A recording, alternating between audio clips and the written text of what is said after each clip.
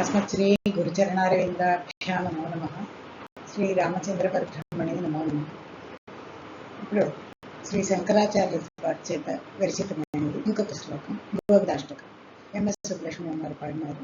మీరందరూ బాగా వినే ఉంటారు. చక్కగా ఉంటుంది ఈ శ్లోకం. దీన్ని కొంచెం ఇంకా అర్థం తెలుసుకొని చదివితే ఇంకా కొంచెం ఆనందం కలుగుతుంది. కొంచెం ఈ ప్రయాస అర్థం చెప్పడానికి చేస్తున్నాను.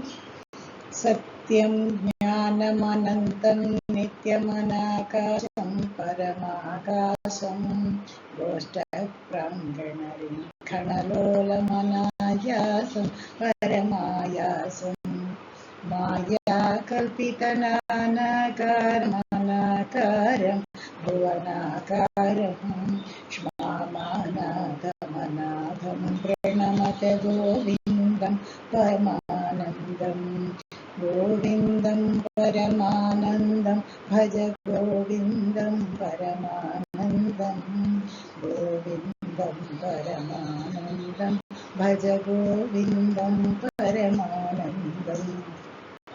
సత్యం, సత్యస్వరూపుడు. సత్తు అంటే ఉండేవాడు, ఒకే ఉండే సత్యమైన స్వరూపం, ఎప్పుడూ ఉండేది అదొక్కటి. జ్ఞానస్వరూపుడు, అనంతం అంతం లేనివాడు, నిత్యం ఎప్పుడూ ఉండేవాడు. అనాకాశం, ఆయనకి ఆకాశం అనేది ఏదైనా కావాలి. ఆకాశం అంటే స్పేస్. మనకి ఇప్పుడు ఒక టేబుల్ పెట్టాలంటే స్పేస్ కావాలి, ఒక ఇల్లు పెట్టాలంటే స్పేస్ కావాలి, మనం నిలవాలంటే ఒక స్పేస్ కావాలి, ఒక చెరువు చేయాలంటే దానికి ఒక స్పేస్ కావాలి. భగవంతుడికి ఏదైనా స్పేస్ అనేది ఉందా అంటే అనాకాశం, ఆకాశం లేనివాడు.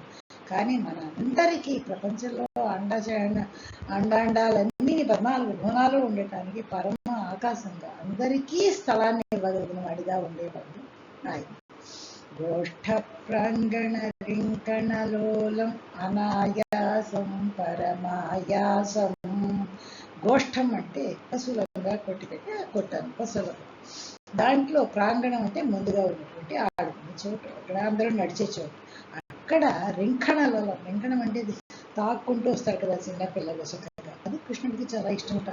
వెనకాల తిరిగి తిరిగి తన కాలు గజ్జలంతా చమ్మవాళ్ళంతా చెప్పడం చేస్తున్నాయో లేవో చూసుకుంటూ అనాయాసం, అనాయాసం అంటే లీలగా చేసుకునేవాడు. కానీ మనందరికీ చూపించడానికి పరమ ఆయాసం, ఏదో చాలా ఆయాసం పడినట్టుగా ముత్యాలలాగా చిన్న చిన్న చిన్న చిన్న చెమటలు ఉంటాయి ఆయనకి, అలా చూపిస్తుంది అట్లా. మాయా కల్పిత నానాకారం, మాయతోటి ఏర్పరచబడిన నానాకారం, అనేక రూపాలతో ఉంటాడు. ఇక్కడ ప్రపంచంలో ఉండే ప్రతి చేతనము జడము ఆయన యొక్క రూపమే మనం తెలుసుకోలేకపోతున్నాం. కానీ అది వదిలేండి, ఇక్కడ గోపికల మధ్యలో కూడా నానాకారంగా రకరకాలుగా కృష్ణుడిగా వచ్చేది కూడా ఆయన. ఇంకా ఏ రూపమైనా తీసుకెళ్తున్నాడు. మాయతోటి ఏర్పరచబడిన అనేక రూపాలు, మనం ఆయనే వచ్చారని గుర్తుపెట్టేట్టుగా తెలియకుండా మనం ఏమేమో వేరుగా భావిస్తూ ఉంటాం. అటువంటి ఆయన, కానీ ఆయనకు ఆకారం ఉందా అంటే ఏ రూపం వస్తుందో తెలియదు కనుక అన్ని రూపాలు తీసుకోగలుగుతున్నాడు. అందుకనే ఆకారం ఏ రూపమో లేదు కనుక ఏ రూపంలో మనం భావిస్తే ఆ రూపంలో రాగలిగిన శక్తి ఆ పరతత్వానికి ఉంది. భువనాకారం, భువనమే స్వరూపంగా ఉండేవాడు. సమస్త అండచరాచరాలు ఈ జగత్తే ఆయన స్వరూపంగా, జగత్ స్వరూపంగా వెలిసిలేవాడు ఆయన. శ్మామానాదం, కొన్ని పుస్తకాల్లో కొన్ని పాఠాంతరం మాయానాదం, తప్పు కాదు. శ్మ అంటే భూమి, శ్మాయ అంటే షష్ఠీ విభక్తి, భూమి యొక్క నాదుడు. శ్మాయానాదం చదువుకోవచ్చు. శ్మామానాదం అంటే భూమి తల్లి యొక్క నాదుడు. అనాథం, ఆయనకి ఎవరైనా నాథుడు ఉన్నారా? దిక్కున్నారు, అందరికీ ఆయనే అనాథుడు. అటువంటి పరమానంద స్వరూపుడైన గోవిందాన్ని మనం అందరము నమస్కరిద్దాం అంటున్నారు ఆయన. రెండో మృత్స్నామత్సీయేతి యశోద తాడన శైశవ సంత్రాసం వ్యాధితవక్రాలోకితలోక లోక చతుర్దశలోకాలు లోకత్రయపురమూలస్తంభం లోకాలోకమనాలోకం లోకేశం పరమేశం ప్రణమత గోవిందం పరమానందం గోవిందం పరమానందం భజ గోవిందం పరమానందం గోవిందం పరమానందం భజ గోవిందం పరమానందం. అప్పుడు ఇహ ఇక్కడ విశ్రామస్య మఠిన్ తిన్నావా? మృత్స్న అంటే మట్టి. మట్టిని తిన్నావా? ఇది అని యశోద తాడన చెయ్యి ఇలా చిన్నపిల్లలు తల్లి ఇలా చెయ్యి ఎత్తగానే ఏమనుకుంటారు? ఏదో కొట్టేసిన బెంబేలు పడిపోతారు, భయపడతారు. అలాగే ఈయన కూడా యశోద తాడన శైశవ శిశువుగా ఉంది కదా, ఆ శైశవంలో ప్రతి ఒక్కరు ఎలా చేస్తారో అలా చూపిస్తున్నారు. అసలు భయపడిపోతున్నట్టు, అమ్మ కొడుతుందేమో అన్నట్లుగా భయపడిపోతుంటారు. వ్యాధిత లోకిత లోక లోక చతుర్దశ లోకాలు. వ్యాధిత అంటే నోరు పెద్దగా తెచ్చట, దాంట్లో వ్యాధిత తెరవబడిన పెద్దగా తెరవబడిన భక్త్ర లోకంలో ఆలోకిత చూడబడినటువంటి లోకాలోకం, లోకాలు అలోకాలు అన్ని. అంటే లోకాలోకం అని ఒక పర్వతం కూడా ఉంది, దాని తర్వాత సృష్టిలో ఏమీ లేదని అదే హద్దు అని, తర్వాత చీకటే ఉంటుందని చెప్తాను. ఆ లోకాలోకాన్ని చూసేట చతుర్దశ లోకాలను కూడా సమూహం వరుసగా చూస్తున్నట్ట, అన్ని చోట్లను చూస్తున్నట్ట. చూడగలిగింది ఆ తల్లి చేసిన భాగ్యం అటువంటిది యశోదమాత. లోకత్రయపుర మూల స్తంభం, 3 లోకాలకు ఒక పురం అనుకుంటే దానికి మూల స్తంభం, పునాది రాయిగా అస్థివారంగా ఉండగలిగినటువంటి మన పరమాత్మ. ఆయన చుట్టే కదా ప్రతిదీ, అన్న చర్చగాలు అండకోట్లు ఉండేవి ఆయన చుట్టే కదా. అందుకని లోకం లోకాలన్నిటినీ చూడగలిగినాడు, లోకాన్ని ఆలోచన చేసేవాడు, చూచేవాడు. కానీ అనాలోకం, ఆయనకి ఏ లోకమో లేదు.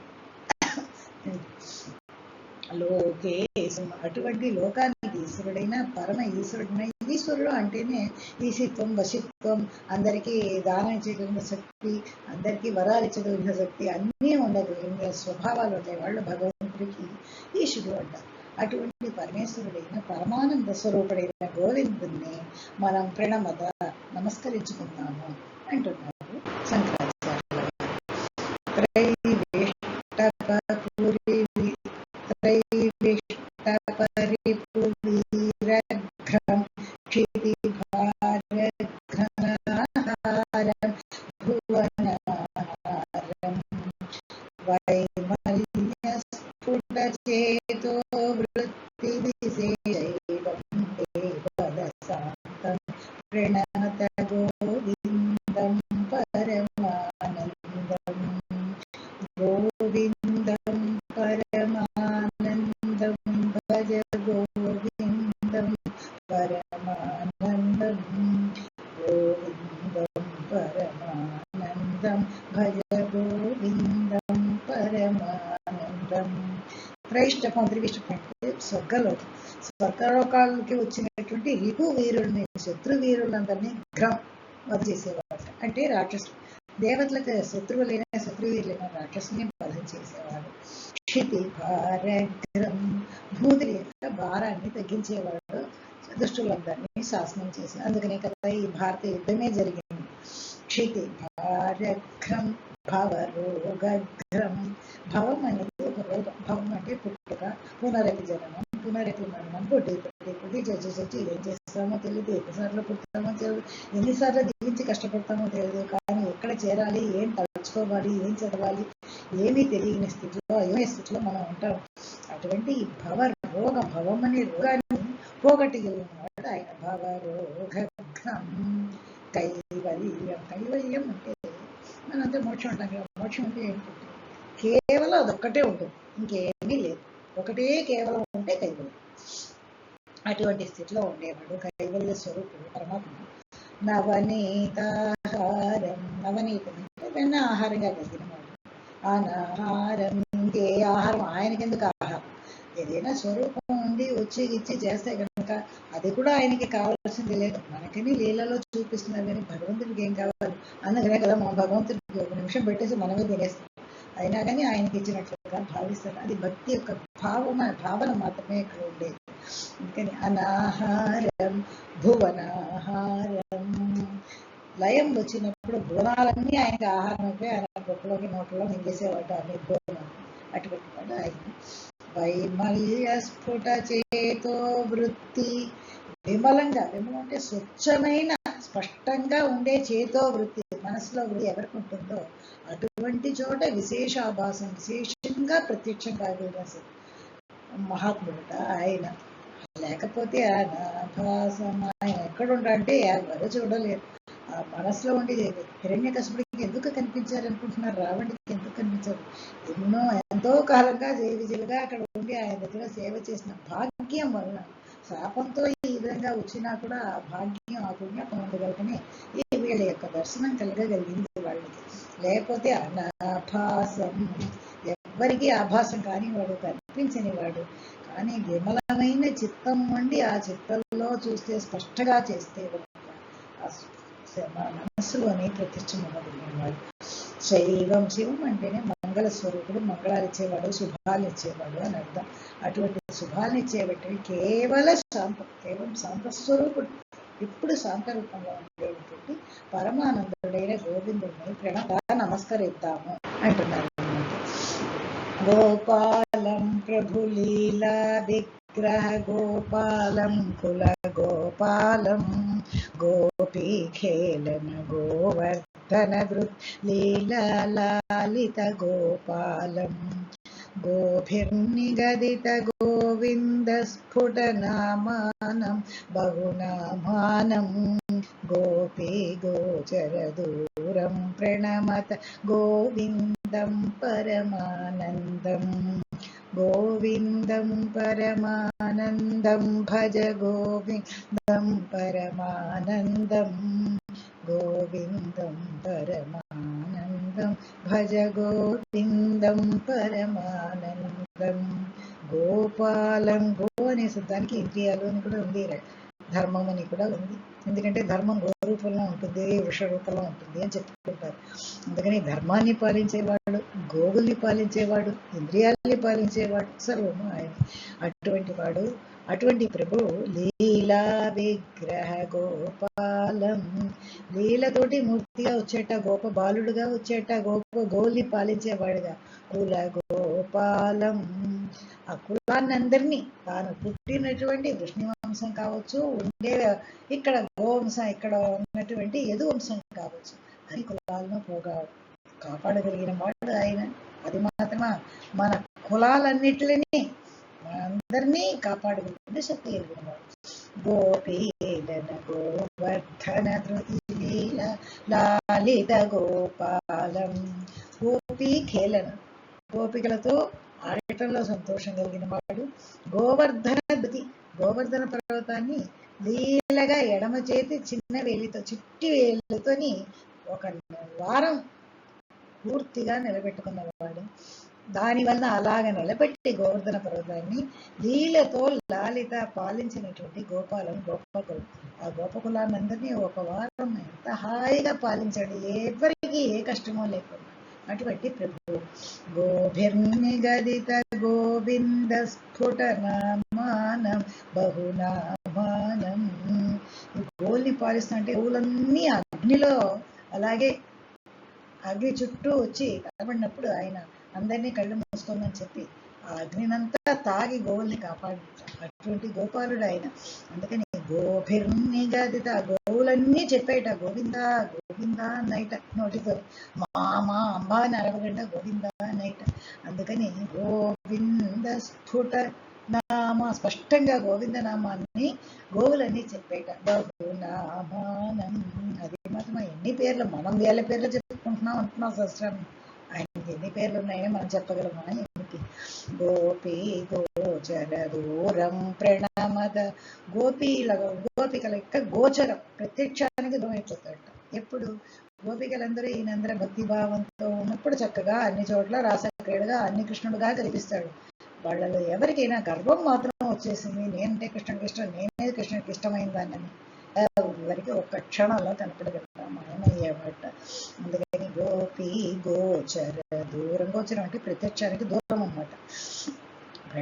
అటువంటి భగవంతుడైన పరమానంద స్వరూపుడైన గోవిందుడిని మనమంతా ప్రణమిద్దాము, ప్రణమ అంటుంది ఆయన. గోపీ మండల గోష్ఠీ భేదం భేదావస్తమ భేదాభం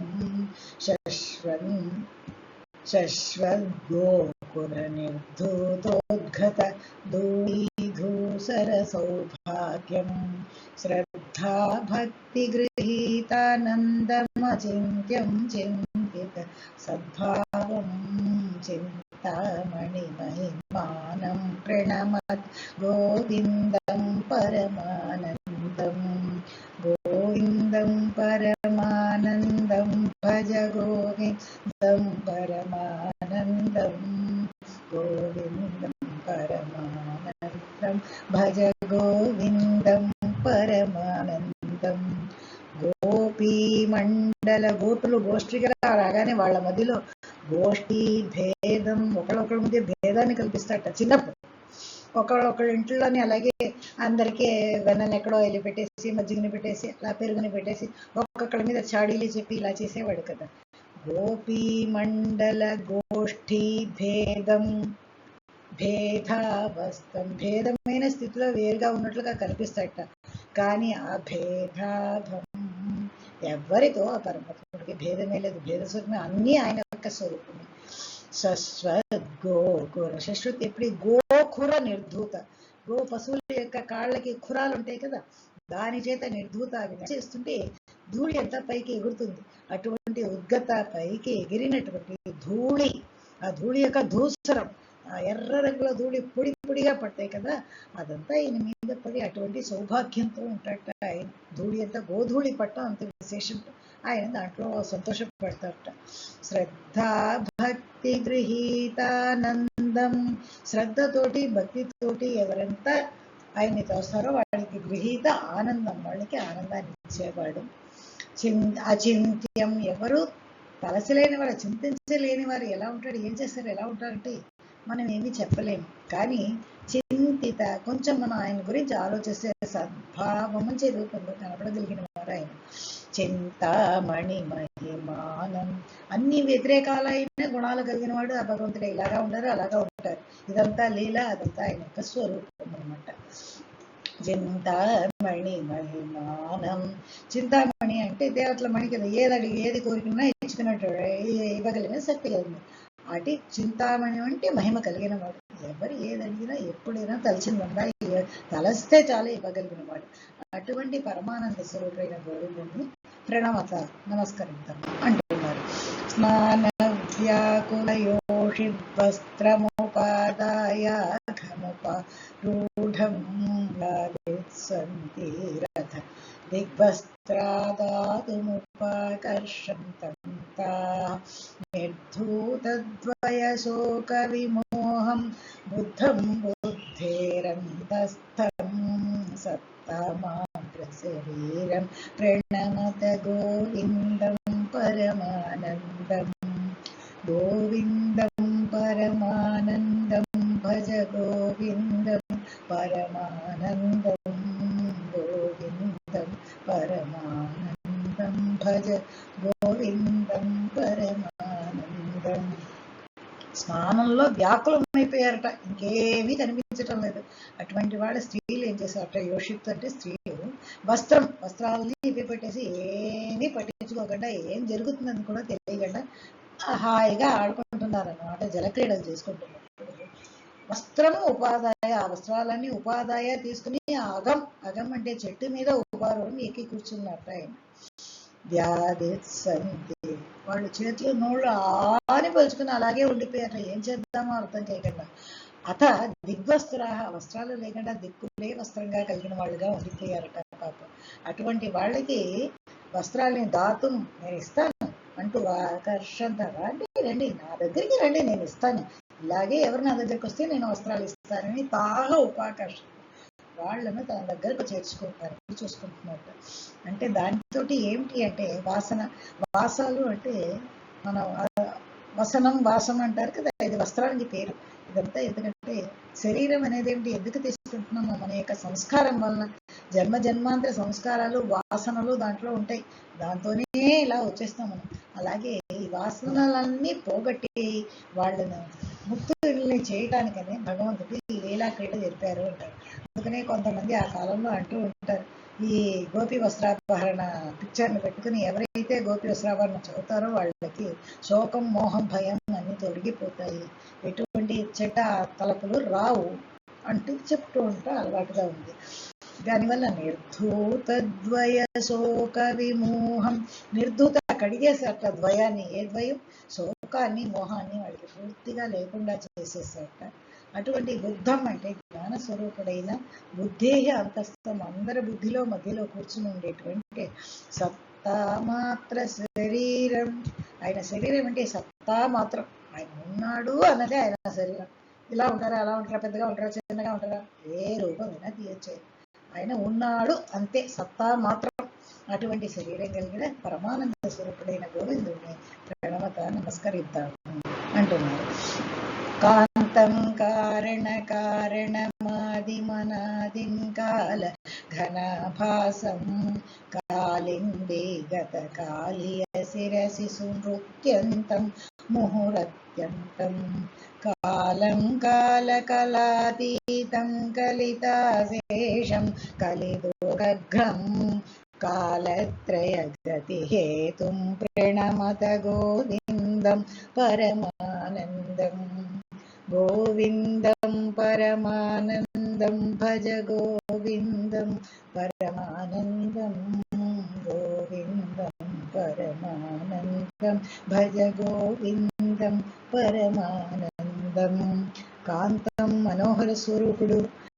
కాంతం అంటే అయస్కాంతం. కాంతం ఎలా మనం ఇందుని ఇనుముని లాగుతుందో అలాగే భగవంతుడు మనల్ని అందరినీ లాగలేదంటే అంతటి మోహన రూపుడు ఆయన. కారణ కారణం, కారణాలకన్నీ కారణం. ఉదాహరణకి మనం చెప్పుకుంటే మన సృష్టికి కారణం బ్రహ్మ అంటే బ్రహ్మకి కారణం ఆయన. కారణాలన్నిటికీ కారణమైన వాడు, ఆది అయిన వాడు, అందరికీ మొదలైన వాడు, అనాది, తనకు మొదలు ఏది, అందరికీ ఆది ఆయన. కానీ ఆయనకి ఆది అనేది లేదు, అనాది, ఇప్పుడు ఉండేవాడు. కాల ఘనాభాసం, కాల నల్లని ఘన మేఘాల వలె ఆభాసం నిగనగలాడుతూ ఉంటారట. నీల మేఘం ఎంత మెరుపులతో ఎలా మెరిసిపో చక్కగా నిగనగలాడతాయో అలా ఉంటారట. కాళింది గత కాళీయ శిరసి, కాళింది అంటే యమునా నదిలో వెళ్ళి అక్కడ కాళీ శిరసి దాంట్లో ఉండి కాళీ యొక్క శిరస్సులో ముహు తిరిగి తిరిగి అత్యంతం చాలా ఎక్కువగా సునృత్యం చక్కగా నాట్యం చేశారట ఆయన కాళీశలో, ఆయన గర్భభంగం చేయటానికి. అప్పుడు కాలత్రయ, కాలం కాలస్వరూపుడు, కాలం అంటే యమరూపుడు ఆయనే, కాలరూపుడు ఆయనే. కాలం అంటే ఒకే కాలం. మనం ఎప్పుడు దాంట్లో కళలు అనేది చెప్పారు. కాల కళాతీతం, కాలానికి కళలు అంటేనే ఋతువులు, షడ్ఋతువులు, ఒక సంవత్సరం, ఇలా మాసము, పక్షము, దినము, గడియలు, బెగడియలు, ఇవన్నీ చెప్పుకుంటాం కదా. ఇది కాలానికి కళలు చిన్న చిన్నగా మనంగా విభజించుకున్నాం. మనకు కావాల్సింది రేపు, నిన్న, ఇప్పుడు, అది. ఈ కళలకన్నిటికీ అతీతమైన వాడు. ఈ టైం ఆ టైమో ఏ టైమో లేదు ఆయనకి, ఎప్పుడైనా ఒకటే ఆయనకి. కలితాశేషం, అన్నిటి అశేషం ఒక్కటి మిగలకుండా అన్నిటినీ కల్పించిన వాడు ఆయనే. కలిదోషఘ్రం, కలిదోషాన్ని పోగొట్టేవాడు ఆయన. కాలత్రయగతి హేతుం, కాలం లేనివాడు ఆయన, కాలస్వరూపుడు ఆయన. కాలత్రయానికి గతికి హేతు, కాలత్రయం అంటే భూతకాలం, భవిష్యత్ కాలం, వర్తమాన కాలం, 3 కాలాలకి ఉండటానికి హేతుగా ఉండేవాడు కారణం ఆయన. అటువంటి పరమానంద స్వరూపుడైన గోవిందుని మనం నమస్కరించుకుందాం అంటున్నారు. బృందావన భువి బృందారక గణ బృందారాధిత వందేహం కుందాభామల మందస్మేర్ సుధానందం సుహృదానందం.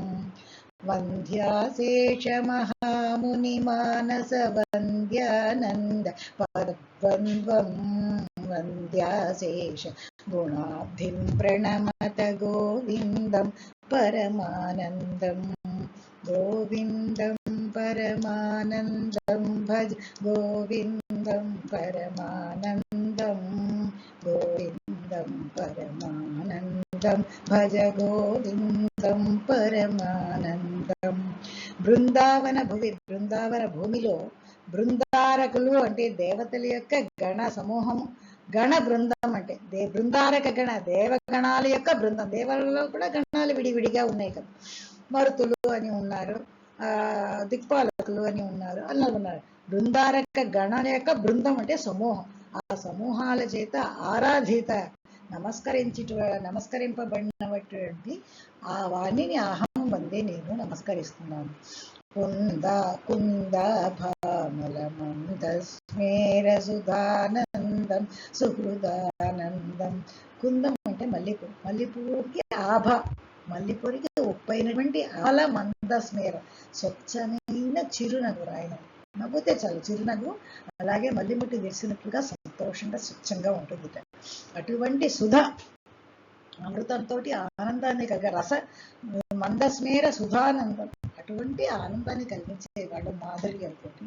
సుహృదానందం, సుహృతులకి ఆనందించాడు. సుహృత్ అంటే ఫ్రెండ్ అని సుహృత్ అంటారు, మంచి మనసు ఉన్నవాడు. సుహృతులు దేవతలు ఋషులు మునులు అందరూ ఉన్నారు. సుహృత్ అంటే ఆయన ఫ్రెండ్ అయినటువంటి ఫ్రెండ్స్ అయిన గోపీలు గోపబాలు ఆవులు వీళ్ళందరికీ కూడా ఆనందాన్ని కలిగించేవాడు ఆయన. వంద్యాశేష మహాముని మానస, అశేష మహాముని మానస వంద్య. ఒక్క ముని ఋషులు కూడా విడదగంటే అశేషమైన మహాముని మనస్సు చేత వందింపబడిన వాడు, నమస్కరించబడిన వాడు. మహా వంద్య అశేష అందరి చేత వందింపబడినవాడు. మహాముని మానస వంద్యుడు, అంది మహాముని మనసులో వందన చేయబడేవాడు. ఏంటి ఆనంద పదద్వంద్వం, ఆయన యొక్క పదద్వంద్వాన్ని అంత సంతోషంగా అందరూ నమస్కరించుకుంటున్నారు మనసులో మహామునులు ఋషులు అందరూ. వంద్యాశేష గుణాబ్ధి, వంద్య అందరికీ నమస్కరించదగిన అశేష గుణాబ్ధి, సుగుణాలు కలిగినటువంటి సుగుణ సముద్రుడైనటువంటి, అబ్ది అంటే సముద్రం, పొగడదగిన గుణాల సముద్రమైనటువంటి ఆ పరమానంద స్వరూపుడైనటువంటి గోవిందుని ప్రణమత నమస్కరిద్దాం అంటున్నాడు అనమాట. గోవిందాష్టకమేతదధీతే గోవిందార్పిత చేతాయ గోవిందాచ్యుత మాధవ విష్ణు గోకులనాయక కృష్ణేతి గోవిందాంఘ్రి సరోజధ్యాన సుధా జలధూత సమస్తాఘ గోవిందం పరమానందామృతమంతస్థం సతమభ్యేతి. గోవిందం పరమానందం భజ గోవిందం పరమానందం, గోవిందం పరమానందం భజ గోవిందం పరమానందం. ఎవరైతే గోవింద అర్పిత చేత, గోవిందునికే అర్పించిన మనస్సుతోటి ఏతత్ గోవిందాష్టకం అదైతే ఈ గోవిందాష్టకాన్ని చదువుతారు. గోవిందాచ్యుత గోవిందాచ్యుత మాధవ విష్ణు గోకుల నాయక కృష్ణ అని అంతా చెప్పుకుంటారు. వాళ్ళంతా గోవింద అంఘ్రి సరోజ ధ్యాన, గోవిందుని యొక్క పదం, అంఘ్రి అంటే అంఘ్రి సరోజం పదకమలం, పదకమల ధ్యానం అనేటువంటి సుధాజల, సుధాజలం అంటే అమృత జలం, అమృత జలం చేత ధౌత కడగబడిన సమస్త అఘ, సమస్త పాపాలు కలిగిన వాడే, సమస్త పాపాలను తొలగించబడిన వాడే. ఆ పదద్వంద్వాల్ని స్మరించటం వల్లనే మా పాపాలని తొలగిపోగా పరమానంద అమృతం, పరమానందమైన అమృత స్వరూపుడైన ఆ గోవిందుడిని ఎక్కడుంటారు? అంతస్థం మధ్యలోనే ఉన్నారు. అటువంటి వారిని సహా అభ్యేతి ఆయన చేరుకుంటారు. మనలో ఉండే ఆ గోవిందుడిని, ఆ సత్తామాత స్వరూపుడిని, కైవల్య స్వరూపుడిని, ఏక పరబ్రహ్మను, ఆ పరబ్రహ్మను చేరుకుంటారు, భవరోగాన్ని పోగొట్టుకుంటారు అని చెప్పి ఈ అష్టకాన్ని పూర్తి చేశారన్నమాట శంకరాచార్యుల వారు. ధన్యవాదాలు.